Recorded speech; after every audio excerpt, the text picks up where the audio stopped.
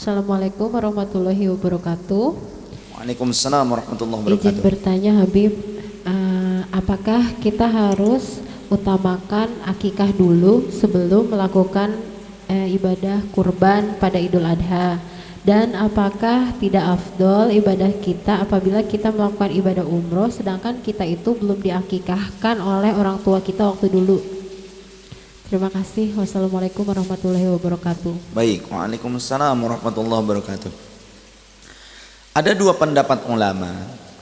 Jika kita belum akikah, apakah boleh untuk berkurban? Dan mana yang afdol ketika kita belum akikah tapi akikah dulu apa kurban dulu? Begitu, ya. Kita mau kurban nih, tapi belum akikoh.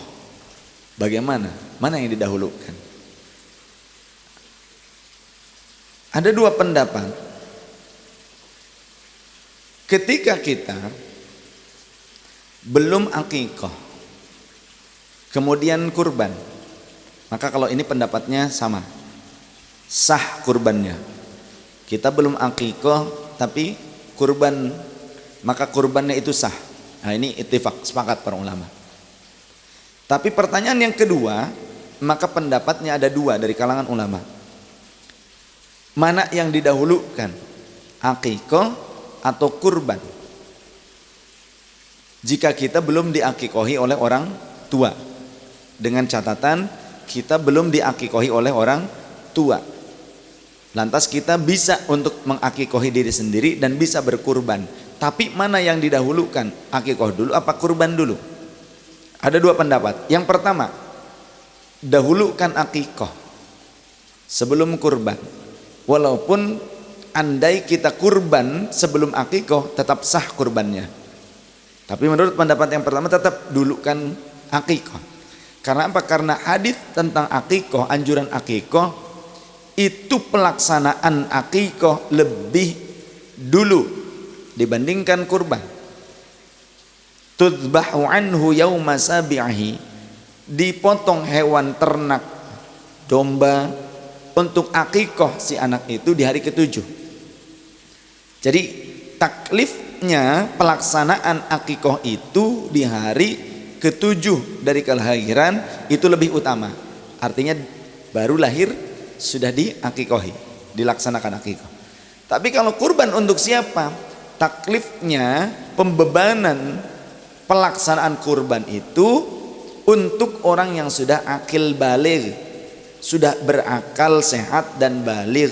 Walaupun sah pelaksanaan kurban atas orang yang belum baligh, anak kecil umur 5 tahun, 7 tahun, kita potong hewan kurban atas nama anak kecil tersebut, tetap sah kurbannya. Seperti haji bagi orang yang sudah mampu, sudah akil baligh, tapi anak kecil yang dibawa hajian oleh orang tuanya itu pun mendapatkan pahala sah, tapi pahala sunnah, dan dia masih memiliki kewajiban saat akil baligh nanti untuk melakukan haji wajib.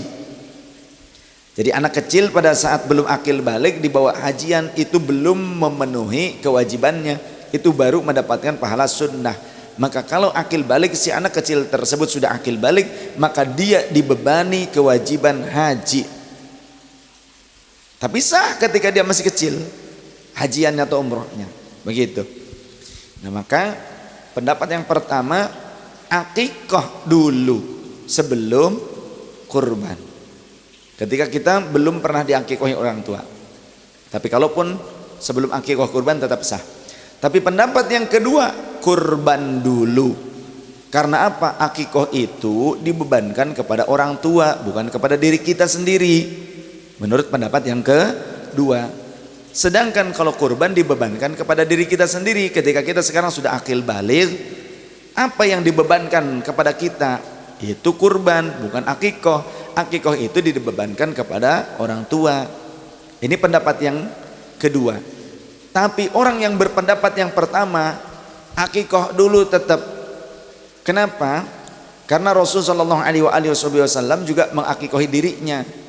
Jadi walaupun beban itu awalnya kepada orang tua kita, namun ketika kita mampu untuk berakikoh, akikohi saja kita mewakili orang tua.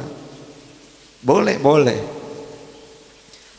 Ulama ahli hadits berbeda pendapat dalam menyikapi riwayat-riwayat tentang Rasulullah mengakikohi diri sendiri ba'da nubuwah, setelah masa kenabian, setelah umur 40 tahun.